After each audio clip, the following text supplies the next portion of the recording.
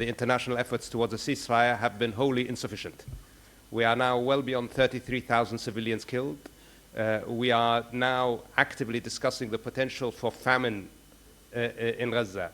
Again, famine. That means people are starving to death because humanitarian assistance is not getting to them. This is an unacceptable situation. It is a complete failure of the international system and the systems of international law and governance to live up to their responsibilities. We must have a ceasefire now, and we must have access for humanitarian aid immediately. There is no justification for the restriction of humanitarian aid in entering Gaza. The international community is not living up to its responsibility. We must do more to end the killing. We must do more to end the suffering of the people of Gaza.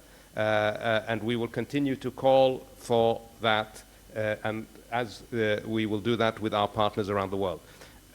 Look, we are already in an unstable region. The humanitarian catastrophe in Gaza is already inflaming the region. We do not need more conflict in our region. What we need is, immediate and unconditional ceasefire to take place.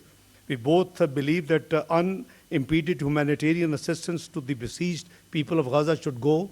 They should not let them be killed by starvation. In addition to the genocide there is taking place, the return of the displaced Palestinian must also take place.